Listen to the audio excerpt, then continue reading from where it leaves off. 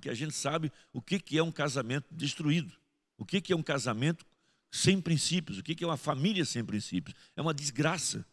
Vocês sabem que nós não fazemos 2 casamentos na igreja, fazemos uma vez só. Depois que a pessoa casou, deu o seu voto, e se ela depois viu que ela cometeu um equívoco, nós nunca mais dissolveremos esse casamento, e nunca mais a abençoaremos no segundo casamento. Se ela quiser casar pela segunda vez, ou fará por conta própria, fará com a sua responsabilidade, porque na casa de Deus o casamento é uma vez só e é indissolúvel. O voto é até que a morte nos separe. Então nós temos muita preocupação, muito medo de que vocês, por falta de princípios, por falta de valores, acabem tomando decisões erradas, acabem tomando decisões influenciadas por pessoas perversas, pessoas pervertidas. Então carregamos essas preocupações. Então, caminhar em santidade, sua bandeira levantarei, e com minha vida limpa e sem mancha. Ao caminhar por esse mundo, as pessoas que encontramos verão que temos muito valor. Então, quais são nossos valores? Como somos avaliados? Quais os princípios? O que para nós tem alto padrão?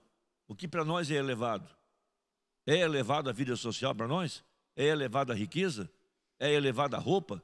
É elevada a educação secular? Isso para nós é valor? Ou para nós valor é o temor a Deus? Valor é viver uma vida em que põe a Deus em primeiro lugar. Valor para nós é não usar o nome de Deus em vão. Valor para nós é adorá-lo de todo o coração. Valor para nós é não adorar ídolos. Valor para nós é esses princípios. Então, que valor temos? Então, quando as pessoas estiverem em contato com vocês, verão que vocês têm valor. Vocês defendem valores. Vocês têm princípios, defendem princípios. Então, essas coisas precisam ser entronizadas através da oração, através da leitura e através da prática. É necessário praticar, até que isso vire um hábito saudável, né? Seus pensamentos se tornam suas palavras se tornam suas ações, suas ações se tornam seus hábitos se tornam seus valores. Então você começa pensando, entendendo o que é certo, né? Deus muda a sua forma de pensar, endireita a sua forma de pensar. A partir disso você passa a falar o certo, passa a fazer o certo. Então, à medida que você vai praticando, isso vai entronizando em seu coração. Porque você aprendeu que bênção existe por trás disso, ou que maldição há por trás disso.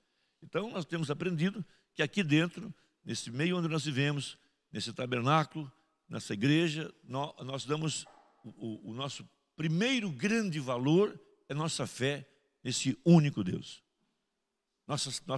Nosso temor a Ele, nosso respeito, nossa obediência, nossa crença, né? Nós o adoramos acima de qualquer coisa. Isso são nossos valores. Então, quando você se associa a uma pessoa que não tem esse valor, você está se comprometendo se você tem esse valor. Porque nós atraímos pessoas que se identificam conosco. Então, você tem um alto valor em relação a Deus, em relação à palavra, sua fé, você vai atrair pessoas que têm o mesmo valor. Se tem baixo valor, vai atrair pessoas que têm baixo valor. Porque ninguém vai se atrever a viver com uma pessoa que tem um alto valor, pondo a Deus em primeiro lugar, pondo a palavra em primeiro lugar, obediência à palavra. Ele sabe que a pessoa não vai fazer certas coisas, porque para ela aquilo é muito importante. Né? Nós normalmente andamos com quem nós identificamos. Prostitutas andam com prostitutas. Bêbados andam com bêbados. Você nunca vai ver um bêbado beber sozinho. Ele tem 3 ou 4 ao redor dele, e ali eles se sentem cúmplices e bebem junto, e comem juntos, não tomam banho, vivem nas calçadas.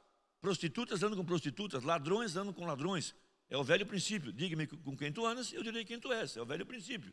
Pessoas com mente limpa, com comportamento correto, andam com pessoas de comportamento correto. Eu não vou andar com uma pessoa que eu sei que tem a mente poluída, suja, pervertida, pornográfica, que só fala em mulher, só fala em sexo, só fala em jogo, só fala em futebol. Eu não vou andar com ele. Não é minha companhia. Eu tenho outros temas, outros assuntos, outros princípios, outros valores, outras coisas que eu amo. Eu vou atrair pessoas que têm o mesmo valor que eu tenho. Então, o mundo tem que saber que valor você tem. Lá no seu trabalho, quando for tomar uma conversinha qualquer, uma piadinha sobre Jesus, você sai de perto, e você não dá risada. Você fala, não gosto, não concordo, não creio, não faz parte do meu álibi, do meu comportamento. E sai fora. Porque seus valores são esses. Não tomarás o nome do Senhor teu Deus em vão. Pronto. Você não pode endireitar ninguém, mas você não precisa ficar dando risadas e participar. Sai do ambiente. Daqui a pouco as pessoas vão saber que você não gosta de certo comportamento. Quando você chega, a rodinha se dissipa. Porque você é o sal, você é luz. Você se impõe com o seu comportamento. Porque as pessoas conhecem seus valores. Ok? Muito bem. Então, seguindo um pouquinho aqui, né? Verão que temos muito valor. Quando vier a tentação, correremos desse mal. Nós não vamos participar de coisas que nós conhecemos e são erradas. Nós vamos sentar numa rodinha e fazer piadas imundas. Nós vamos sair de perto. As pessoas vão saber que temos valor. Os nossos valores, né? Pois nosso corpo é o templo do Senhor. Nós não vamos fumar, não vamos beber, não vamos usar drogas, não vamos prostituir, não vamos ter vícios sexuais. Aí vocês entendem entre aspas o que eu quero dizer. Nós não vamos estragar nossa mente, estragar nosso corpo. Nós não vamos fazer isso. Porque nosso corpo é o templo do Espírito Santo. Então são nossos valores. É aquilo que você entroniza, você põe dentro de você e ninguém fará você agir de maneira contrária, né? Parece que nossa espécie está em extinção. Nós somos a classe de gente mais rara que há no mundo. Olha para as nossas mulheres, como elas se vestem, qual o seu comportamento. Olhe para os nossos homens, como eles se comportam, do que eles gostam, do que eles não gostam, aonde vão e aonde não vão. Pelo menos deveria ser assim, né? Qualquer pessoa que se diz cristão e não se aparta do mal, ele está tomando o nome de Deus em vão e trazendo uma grande dívida para a igreja. Lá no colégio de vocês que estudam, os rapazes, as moças, se lá no colégio vocês vivem uma vida contrária a essa palavra de Deus, vocês estão envergonhando o evangelho e tomando o nome de Deus em vão. Vocês são uma dívida para com a igreja. Mas se defenderem a palavra, se posicionarem, não aceitarem as injustiças, as coisas erradas, estão representando a igreja. Essa moça é uma verdadeira cristã, tem valores. Valores, né? Então veja, sobreviver nesse mundo está cada dia pior, mas o Deus que salvou nossas almas é mais que capaz de guardar-nos e apresentar-nos ante a Cristo sem mancha. Vamos nos pôr de pé então um momentinho e vamos abrir a Bíblia em Êxodo 20 e vamos falar um pouquinho sobre o quarto mandamento.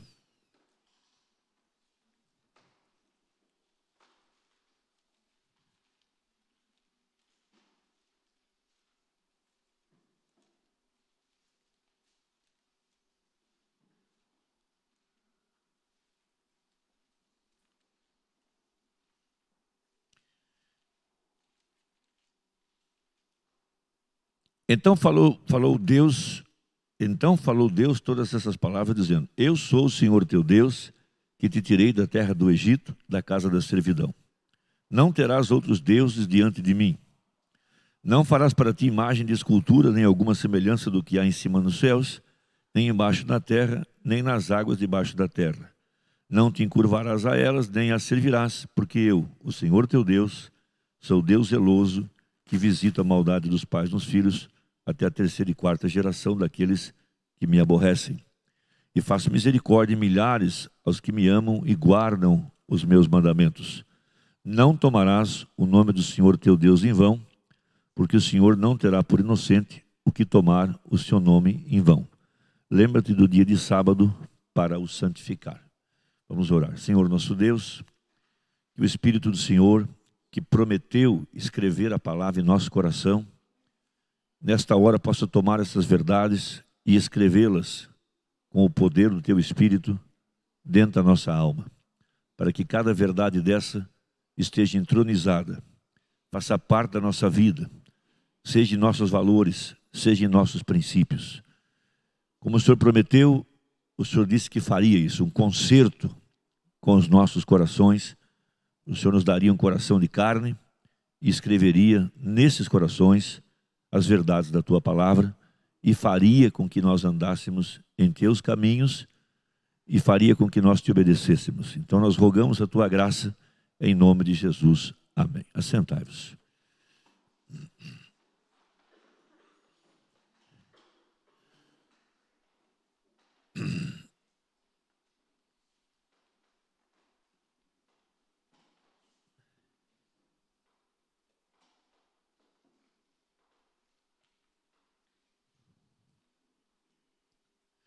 Esses valores, tá? Para que nós os tenhamos, né, entronizados em nosso coração, esses valores precisam ser cultivados, né? Cultivados diariamente, todos os dias, sem se cansar, né? Isso é como uma lavoura. Se você quer colher algo, vai ter que plantar. Então, nós temos um campo, a gente vai lá, primeiro tira todo o lixo daquele campo, toda a sujeira, depois a gente, então, ara aquela terra, aduba ela, planta semente na estação própria e vai cuidando daquela planta para que ela se desenvolva e a gente possa colher os frutos que a gente deseja. Então, esses princípios, você não nasce com eles. Você vai ter que aprender. Aprender e depois cultivá-los. A primeira coisa a fazer é tomar os 10 mandamentos e decorar isso. Ler, estudá-los e decorá-los. Saber isso de cor, de trás para frente, de frente para trás. Porque à medida que você vai absorvendo esse conhecimento, isso vai tomando forma lá dentro de você, isso vai crescendo, né? Isso é uma semente que é plantada e você vai rogando a Deus graça. Senhor, me dá graça, Senhor. O Senhor prometeu que o Senhor me daria o Espírito Santo. O Senhor prometeu que o Senhor escreveria isso na minha alma. Começa por essa coisinha bem simples. Isso é um exercício simples de decorar. Eu pedi para vocês decorarem isso e eu vou fazer algumas perguntinhas daqui para frente. Vou perguntar qual é o 7º mandamento, Marlon. Vinícius, qual é o 3º? Estou dando uma ideia, né? Quero que vocês decorem. José, qual é o 8º mandamento? Quero que vocês decorem isso, porque isso é um exercício salutar. É ótimo decorar isso. Quando vocês decoram, nunca mais vocês vão esquecer. Igual uma tabuada. 8 vezes 8, 7 vezes 8, 9 vezes 3, 9 vezes 7. Vocês vão decorar isso aí. Essas coisas ficam gravadas. E depois Deus é que vai implementar isso na vida de vocês. Então nós aprendemos que Deus estabeleceu 2 leis. A bênção e a maldição. Nós somos abençoados se obedecermos e somos amaldiçoados se não obedecermos, né? Muitas vezes a gente não entende por que tal rapaz tornou-se um ladrão, tal moça tornou-se uma prostituta, tal homem tornou-se um viciado em drogas, tal homem tornou-se um ladrão. Muitas dessas coisas é porque os pais agiram errado e Deus visita nos filhos a iniquidade dos pais. Pais que põem para dentro das suas casas coisas pervertidas, como músicas pervertidas, filmes pervertidos, comportamentos pervertidos, não sabem a desgraça que causam nas crianças, que crescem naquele ambiente, depois aquilo fica entronizado dentro deles, em seu subconsciente, eles passam a agir daquela forma, de maneira que nem sabem por que fazem aquilo, mas é porque Deus visitou nos pais, a iniquidade, nos filhos, a iniquidade dos pais. Uma banda disse que a filha de Herodias, que dançou na frente de Herodes, a dancinha da barriga, com a sua roupinha sensual, com a pele bronzeada, com os seus seios aparecendo, sua boca pintada, e ela fez uma dança tão sensual que o rei Herodes perdeu a cabeça. Ele era um homem casado, ficou tão seduzido pela menina, que na hora, de súbito, prometeu para ela metade do seu reino. Ela não sabia o que fazer.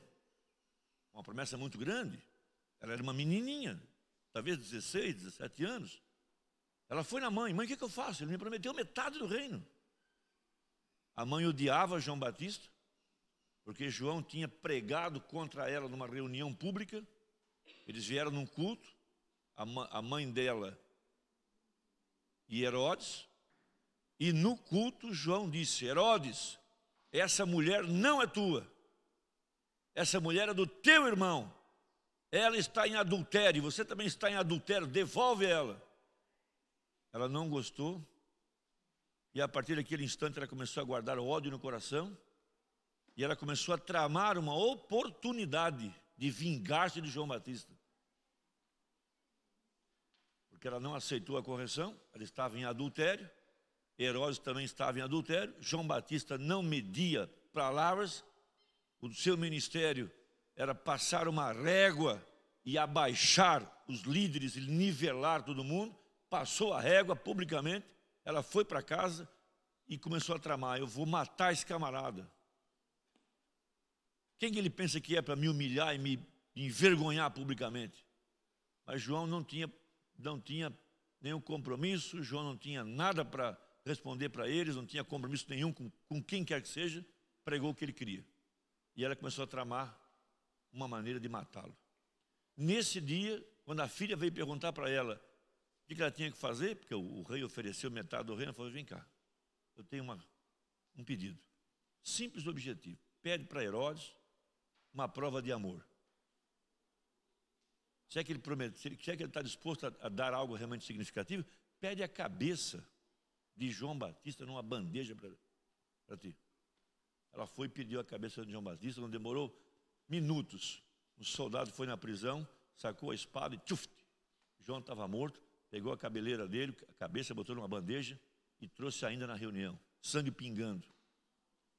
Aí disse o profeta: a razão pela qual ela foi uma bailarina pervertida é porque a avó dela era pervertida, a mãe dela era pervertida, e Deus visitou nela, tornando ela uma pervertida.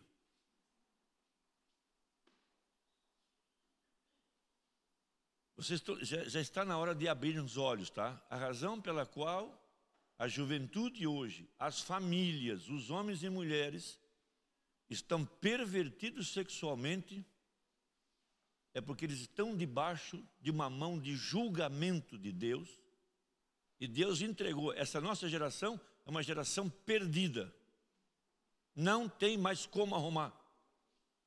O governo não vai dar conta, a religião não vai dar conta, é uma geração perversa, pervertida, não tem mais como. Somente o novo nascimento, somente o batismo com o Espírito Santo para mudar uma pessoa hoje, não tem mais como. Não há mais valor, não há mais princípio, não há mais moral.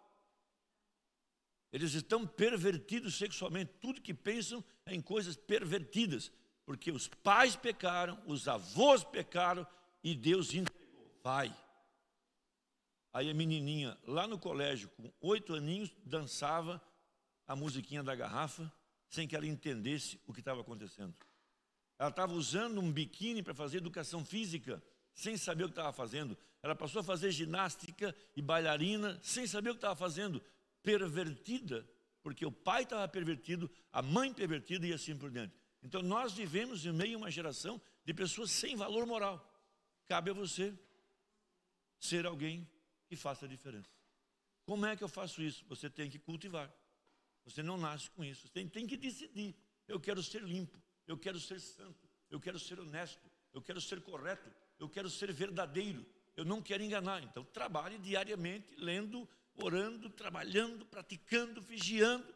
Num desses momentos, isso torna-se um hábito, e os seus hábitos são suas ações, tornam seu caráter.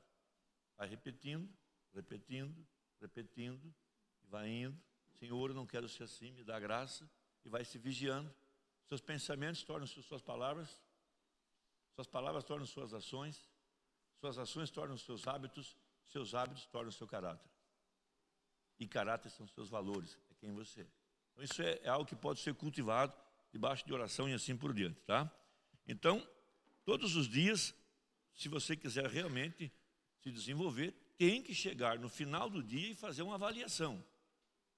Cresci nesse dia, aprendi algo importante. Onde foi que eu falhei e onde que eu não deveria ter feito aquilo? Vai pedir perdão a Deus: Senhor, eu errei, não quis fazer, me perdoa, me dá graça para que eu possa amanhã fazer diferente. Isso são hábitos diários. Então, agora, isso são coisas, tá, que têm que ser feitas propositalmente.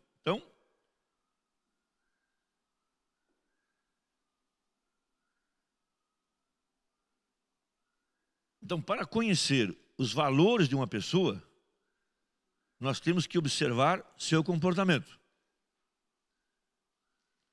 Como é que eu posso conhecer os valores do Vinícius? Eu vou ter que observar o comportamento dele. Qual foi a regra, o método que deu o profeta? Disse o Mombrana: primeiro, ore. Segundo, escolha seus valores. Porque planejar é escolher valores. Orar, planejar E qual foi a terceira coisa? Quem me ajuda? Muito bem. Para que observar? Porque quando você observa o comportamento, você está descobrindo quais valores que a pessoa tem. Então, primeiro orar. Senhor, dá-me graça, abre meu entendimento. Deixe-me aprender os valores que o Senhor tem, que o Senhor quer que eu faça. Dá-me entendimento, dá-me instrução. Ele vai te abrir o entendimento, vai te mostrar que valores foi Ele que criou. Que os 10 mandamentos é a maior relação de valores que há para um ser humano, ele é universal. Aí você vai planejar. Eu vou trabalhar, vou orar para buscar a Deus em primeiro lugar, vou orar todos os dias. Eu não vou me curvar às imagens, eu não vou usar o nome de Deus em vão. Sim, você está lutando para isso, né? Qual é a próxima coisa? Para aprender qual é o caráter da Natiele, eu vou observar o comportamento dela. Se ela é obediente ou não é, se ela teme a Deus ou não teme, se ela é decente ou não, eu vou observar o seu comportamento. Sua maneira de viver, sua maneira de vestir, sua maneira de falar, com quem ela anda, o que ela faz. Eu vou descobrir seus valores. Então, se eu tenho um padrão de valores elevados, eu quero fazer escolhas elevadas, eu não vou me valer da carinha bonita, dos olhinhos azuis ou cor de mel, ou da orelhinha colada na cabeça, ou do dente. Isso é coisa baixa, pobríssima. Qualquer um pode ter a orelhinha colada, qualquer um pode ter o dente arrumado, qualquer um pode ter um cabelo bem vigoroso, mas caráter é muito, muito, muito mais profundo. Seu cabelo vai cair, vai ficar branco, seus dentes vão cair, seus ombros vão cair, mas seu caráter vai te acompanhar pelo resto da tua vida. Como é que eu posso saber quais valores, quais princípios que a Duda tem? Observar o comportamento dela. Então nós precisamos entender que nós somos igual a um peixinho num aquário. Um aquário tem 4 paredes de vidro. Dos 4 lados tem um vidro. E você está dentro desse aquário. E você é observado 24 horas por dia, 7 dias na semana, 30 dias por mês, 365 dias no ano. Todos somos avaliados, querendo ou não querendo. Você sabendo ou não sabendo, pessoas estão te avaliando. Eu estou te avaliando, você está me avaliando. Nosso comportamento está sendo avaliado. Nós precisamos pensar, bom, se eu quero ser visto de uma certa forma, então é melhor que eu cuide do meu comportamento. Eu não vou deixar que o Silas cuide do meu comportamento. Eu vou cuidar do meu comportamento, porque eu quero ser visto dessa maneira. Eu quero ter esse valor, eu quero praticar essa ação. Nós somos, escreve aí, nós somos igual a um peixe num aquário. Um aquário tem 4 paredes de vidro. Dos 4 lados você é observado, dia e noite, 24 horas por dia, 7 dias por semana, 365 dias por ano. Não seja um inocente que não sabe de nada. Você está sendo avaliado dia após dia, lá no seu trabalho. Não pense que ninguém esteja te avaliando, porque você é avaliado. Eles não te dizem, mas você está sendo avaliado. Numa crise, eles sabem o que fazer. Na igreja, todos nós somos avaliados. Nós temos que entender que isso é assim. Funciona assim. Para que alguém possa chegar a um certo lugar, ter valor, ter a honra, ser valorizado, ele precisa entender que as pessoas estão lhe observando. Então, quando você age certo, faz a coisa certa, pensa o certo, vamos repetir, pense o certo é meu dever para com Deus. Falar o certo é meu dever para comigo mesmo. Eu não posso trair minha consciência, eu não posso ir contra aquilo que eu creio, eu preciso ser uma pessoa íntegra, eu tenho que falar e fazer aquilo que eu creio. Então, meu dever para comigo mesmo. Pensar o certo, dever para com Deus. Falar o certo, dever para comigo mesmo. E fazer o certo é minha obrigação para com o meu próximo. Isso foi dito Mombrana. Pense o certo, fale o certo e faça o certo. Lá no final da jornada, você terá sucesso. Pense o certo. Como posso pensar o certo? Estudando sua palavra. Porque quem fez a verdade, quem criou a verdade, quem cria princípios, quem cria valores é Deus. Então eu vou aprender o que ele disse que eu tenho que fazer. Porque tudo é baseado no amor. né? Amarás ao Senhor teu Deus de todo o teu coração e ao teu próximo como a ti mesmo. Quando você é uma pessoa transparente, honesta, íntegra, você cumpre suas obrigações, você está amando o seu próximo. Se você fala uma mentira, você não está amando o seu próximo. Se você é um hipócrita, não está amando o seu próximo. Se você marca e não cumpre, não está amando o seu próximo. Você pensa que é esperto, mas é um idiota. Sua moral, cada dia cai mais, porque você promete e não cumpre. Cada dia vai ser, desculpas. Só dá desculpa o preguiçoso. Toda pessoa que dá desculpa é preguiçosa. Ela não quis cumprir a sua obrigação, ela não quis cumprir o seu objetivo, não quis cumprir a promessa. Então ela é uma preguiçosa, mentirosa. Ela tem que dar uma desculpa. Pessoas que dão desculpa são mentirosas, não creem em desculpa de preguiçoso, são mentirosos. Hoje está frio, amanhã está quente, lá fora tem um leão, não sei o quê, não sei o quê. Ele é um mentiroso, no fundo ele tem preguiça de se levantar. Preguiça de fazer. Diz a Bíblia que o preguiçoso tem até preguiça de comer. Conta assim uma história bem engraçada. Que havia uma vila, e nessa vila tinha um preguiçoso. E esse preguiçoso não gostava de trabalhar, não gostava de fazer nada, ele tinha até preguiça de comer. E resolveram enterrar ele vivo, porque já que ele não quer comer, vão enterrar ele vivo. Aí, vai daqui, vai de lá, botaram ele dentro do caixão, disse, não, você vai ser enterrado vivo, nós estamos cansados de te sustentar. Botaram ele no caixão. E no dia marcado do enterro, vai a procissão, todo mundo carregando aquele caixão, sujeito vivo dentro do caixão. De repente passa por um lugar e um homem pergunta, o que está acontecendo? Nós estamos enterrando o sujeito vivo. Mas por quê? Porque ele tem preguiça de comer. Não faz isso. Eu tenho lá em casa arroz para ele comer a vida toda. Vamos tirar ele do caixão, vamos mandar ele para casa, porque eu não quero que ele morra, não quero que ele seja enterrado vivo. Aí o sujeito se levanta no caixão e pergunta, o arroz tem casca ou sem casca? Diz o fazendeiro, está com casca, segue o funeral. Claro, tem sujeito que tem preguiça de comer verdura, comer coisas sadias, tem preguiça de cuidar da saúde, ele não tem o mínimo de bom senso em cuidar do seu próprio corpo. Então, valores vocês precisam entender se são cultivados, tá? Meu comportamento diz quem eu sou. Diga-me com quem tu andas, qual música você gosta de ouvir e eu vou dizer quem tu és. Então, para conhecer os valores de uma pessoa, temos que observar o seu comportamento, porque comportamentos são valores em ação. Vamos lembrar do método William Branham, na mensagem Escolhendo uma Noiva. É de lá que eu tirei isso. Primeiro, ore. Segundo, planeje.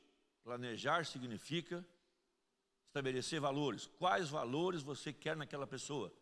Quais valores você quer naquela moça? Quais valores? O que você espera? O que é importante para você? Você vai escolher aquilo que tem dentro do teu coração.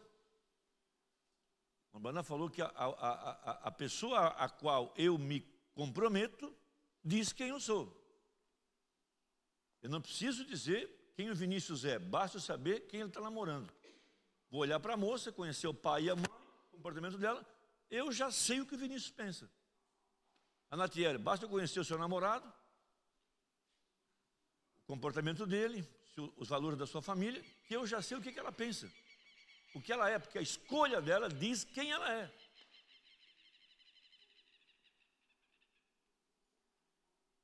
É só eu olhar com quem o Tiago casou, a sua esposa, que ele ama, e eu já sei o que ele pensa, quais os seus valores. É só olhar para ela. Eu olho para ela, olho o comportamento dela, como ela se veste, a música que ela gosta. Eu já sei do que o Tiago gosta, porque o Tiago escolheu ela. Então, seus valores, seu planejamento, né? A partir do planejamento, da escolha de valores, eu vou começar a observar.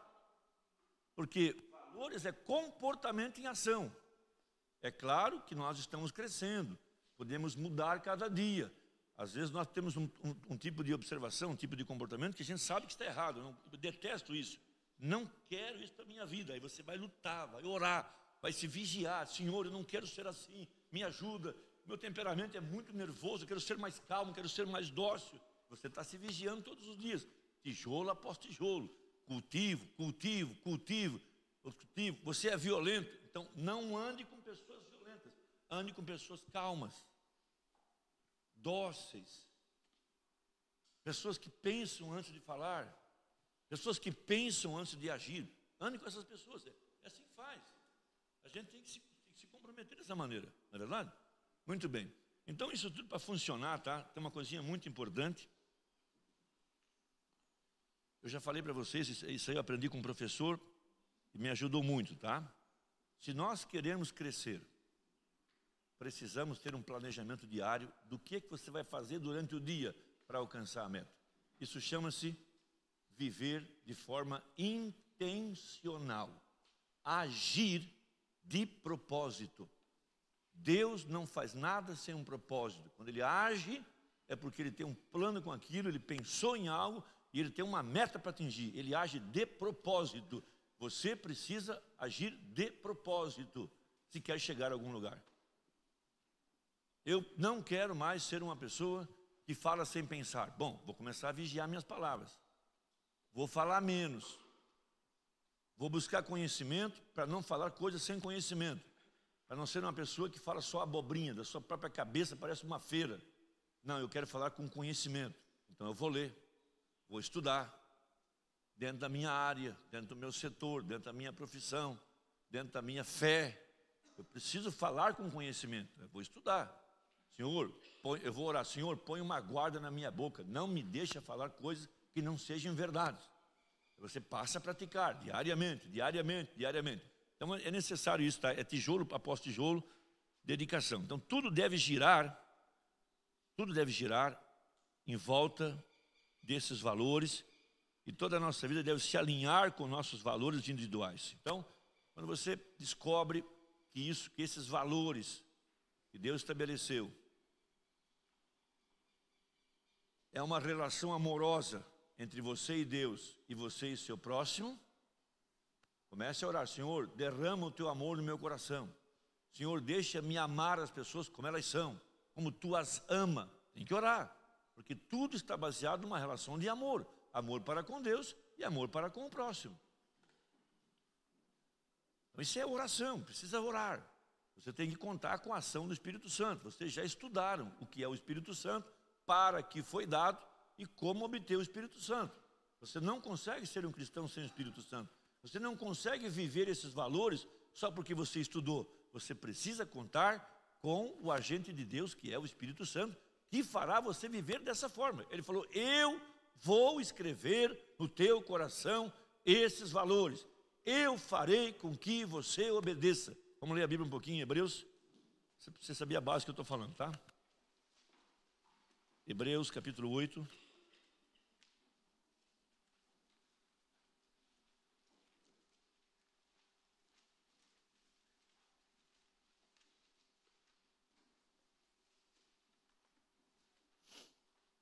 Capítulo 8, verso 8. Dali estou tirando o meu pensamento sobre isso. É uma promessa. É uma promessa. Se é uma promessa, acredite que Ele vai fazer você obedecer, porque você está pedindo a Ele. Tudo que eu pedir a Deus, de acordo com a sua vontade, Ele vai fazer. Eu não posso viver por mim mesmo. Eu preciso ter o agente de Deus, que é o Espírito Santo, dentro da minha alma. Vamos ler a Bíblia. Porque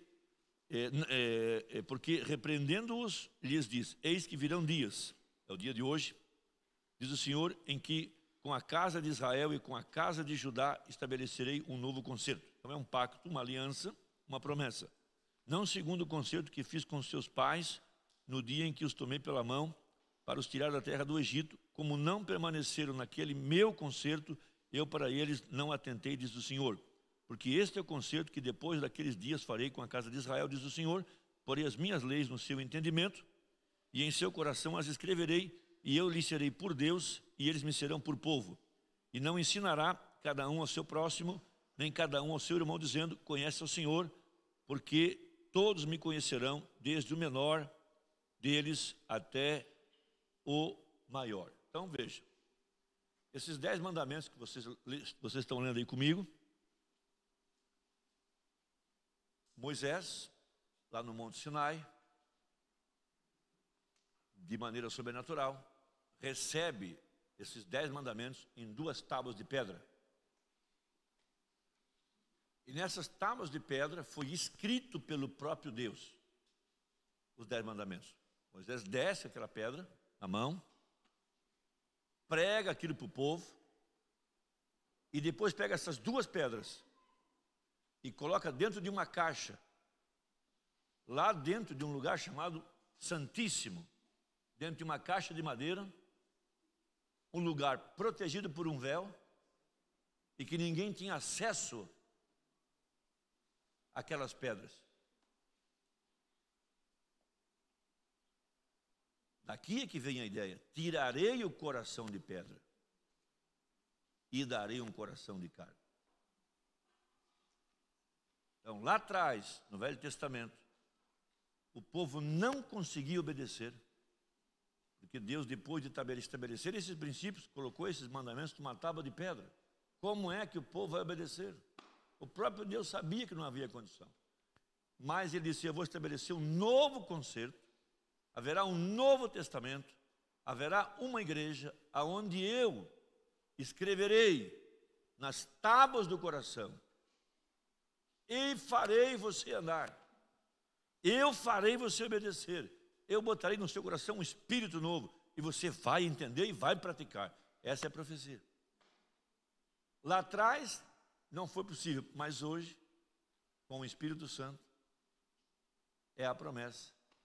E por isso eu estou confiante de que enquanto nós conversamos, vocês estão abrindo a cabeça e estão entendendo que não foi uma coisa que eu inventei, que é uma promessa do próprio Deus, colocar dentro das nossas almas esses 10 princípios que dizem respeito ao amor a Deus e o amor para com o seu próximo. Isso é fantástico. Estamos debaixo dessa influência de que o Espírito de Deus está nos fazendo entender o que são valores, o que é importante. Eles seriam entronizados dentro da minha alma por uma ação sobrenatural, pela própria profecia que diz: eu vou fazer um novo concerto com o meu povo. Lá atrás não deram conta, eu botei numa caixa de pedra, ficou inacessível, mas haverá um Israel espiritual, haverá um templo santo, haverá uma igreja verdadeira, e nessa igreja verdadeira eu vou colocar em tábuas de carne. Eles não vão esquecer, eles vão praticar, eles vão viver.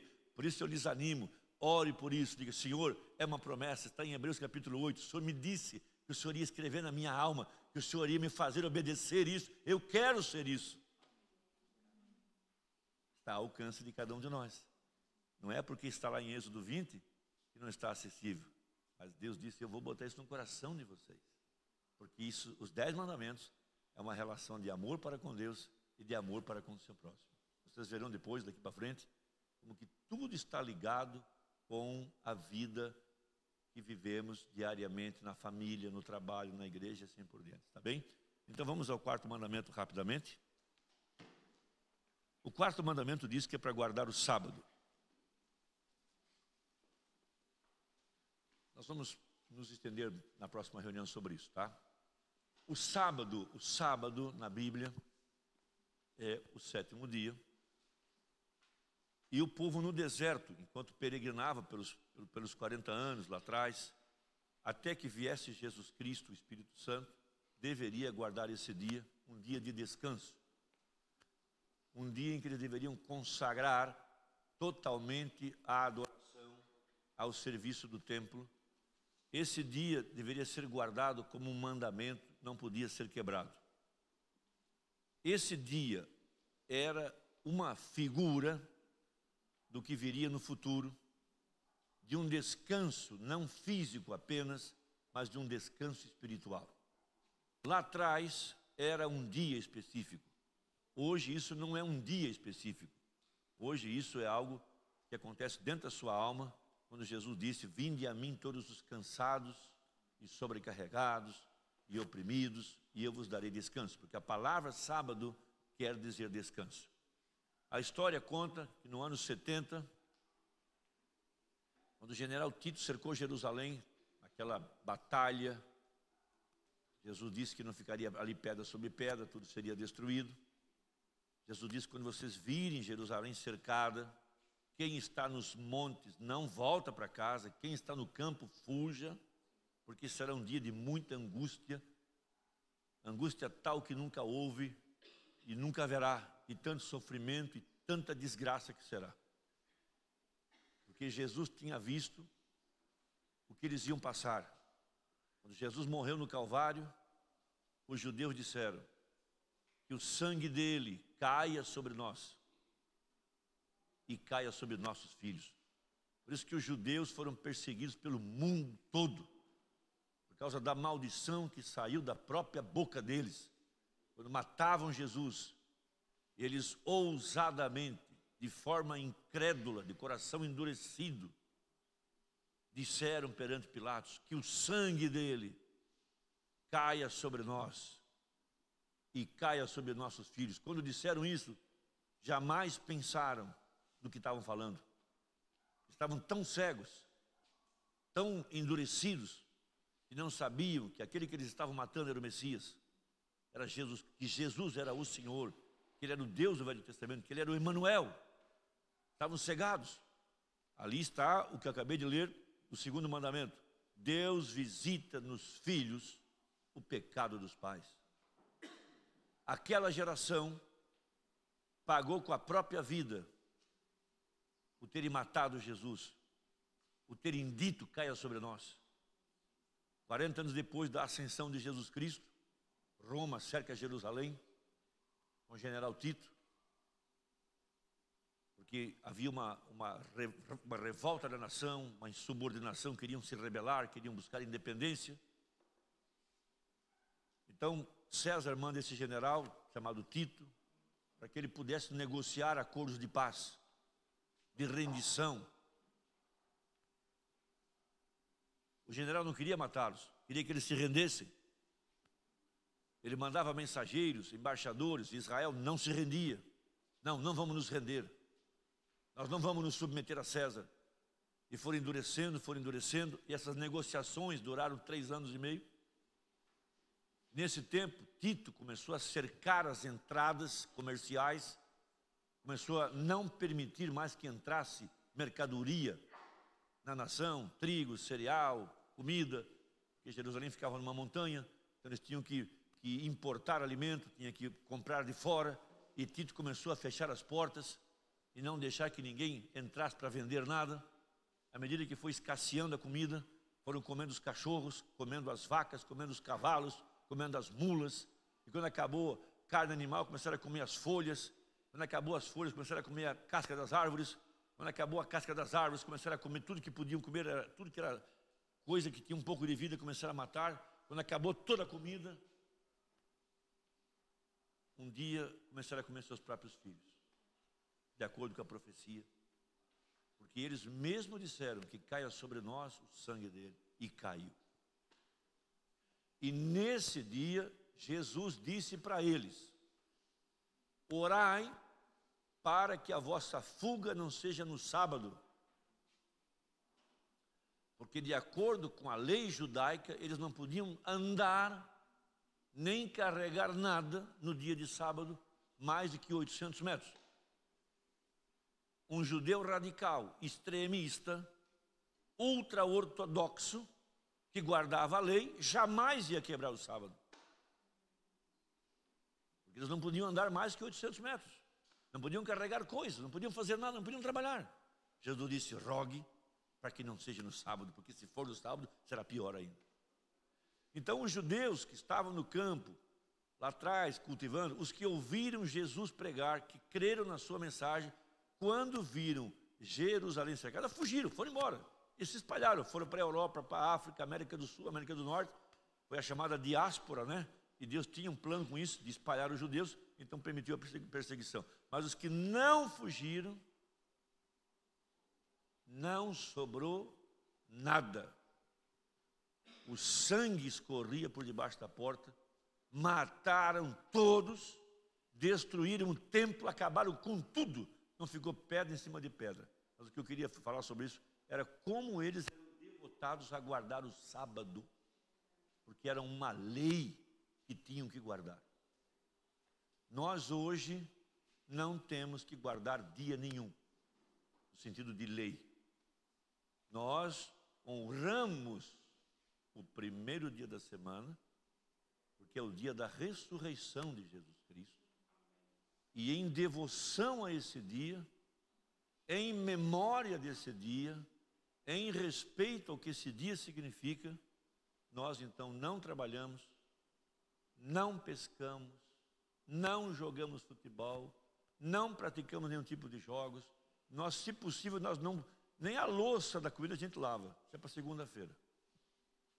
Não capinamos, nada, em honra à ressurreição de nosso Senhor Jesus Cristo. A diferença entre os judeus, está no livro de Atos, é que os judeus honravam o sétimo dia e os cristãos honravam o primeiro dia da semana. Tanto é que a ceia, na igreja primitiva, era dada no primeiro dia da semana, no entardecer, em memória à morte de Jesus Cristo, em memória à sua ressurreição, a tudo que isso significa. Então, por isso, nossos cultos, temos cultos no meio da semana, mas prezamos em alta estima os nossos valores como cristãos, é usar esse dia de hoje para ler, meditar, é um dia para visitar os enfermos, é um dia para evangelizar, é um dia para ir na casa dos irmãos, para ter comunhão, mas especialmente um dia para cultuar a Deus e orar. É um dia excepcional para jejum e oração, em devoção, em dedicação a esse grande dia da ressurreição. Temos notícias como Brana, no começo do seu ministério, era muito pobre.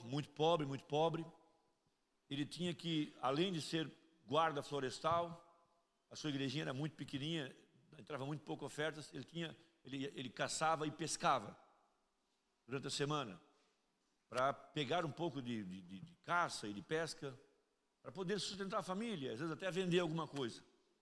Quando chegava no sexto dia, no caso no sábado, né? Hoje é sábado, para nós seria o sexto dia, né? Ele ia lá no rio, tirava os anzóis da água e dizia: o que Deus não me deu em 6 dias, eu não quero no 7º. Eu não quero. Eu não faço trabalho, eu não faço reforma, eu não me comprometo. Isso era um propósito que tinha no coração dele. No começo de sua vida, ele recebia os dízimos da igreja, devolvia o dízimo dos dízimos, o resto um pouco ele dava para as missões, um pouco para o sustento da casa. No final de sua vida, ele vivia com 10% e dava 90%, de tanto que Deus o abençoou. Quer ter um segredo na sua vida? Guarde isso como uma coisa séria, uma coisa verdadeira, honesta. O dízimo do teu tempo é um dia para descansar, para meditar, para buscar a Deus. Depois você vê se Ele não vai te abençoar.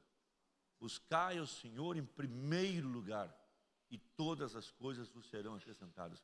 O primeiro dia da semana, nós o ofertamos como primícias da nossa semana.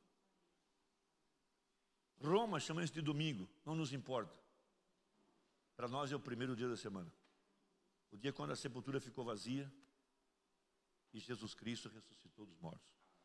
Eu vou ler isso na semana que vem, um pouco mais profundo, do que fala o profeta sobre guardar o sábado, com respeito à doutrina adventista. Vocês vão ter que, às vezes, enfrentar um adventista, saber o que nós temos que falar para eles. Vamos nos pôr de pé. Passou 2 minutinhos. Vai lá, toma um café rapidinho e volta. Não fica lá batendo papo. Não fica lá tendo comunhão lá. Vem para cá. Vai lá, faz um lanchezinho, já volta. Eu tenho visto que há muita perca de tempo lá. Vai lá, faz o café, volta para cá. Fala, irmão, depois do culto a gente conversa. Vamos lá rapidinho, tomar um cafezinho, voltamos para a igreja. Vamos dar valor aqui ao diácono que está aqui orando na igreja pelo bem do culto. Amém? Porque está acontecendo e o Oséia está subindo no púlpito e nós ainda estamos vindo de lá. Algo está errado aí. Ou a gente diminui o tamanho do lanche, Flávio, bota menos coisa na mesa, aí todo mundo come menos. Porque eu já vi gente encher o prato desse tamanho. Gente, isso não é para jantar. Come em casa, meu filho. É só um cafezinho, uma quebra. Acabou de vir de casa agora. Para que comer uma montanha? Não, tem que comer tudo. Senhor nosso Deus, temos a promessa de que o Senhor vai escrever na nossa alma esses valores, esses princípios.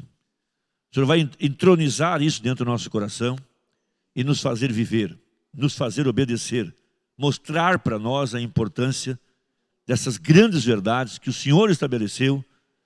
O Senhor é tão preciso, o Senhor é tão poderoso, tão sábio. Isso não é um compêndio enciclopédico de 300 livros. São 10 frases, 10 mandamentos, sintéticos, resumidamente, que dizem respeito ao amor a Deus e amor ao próximo.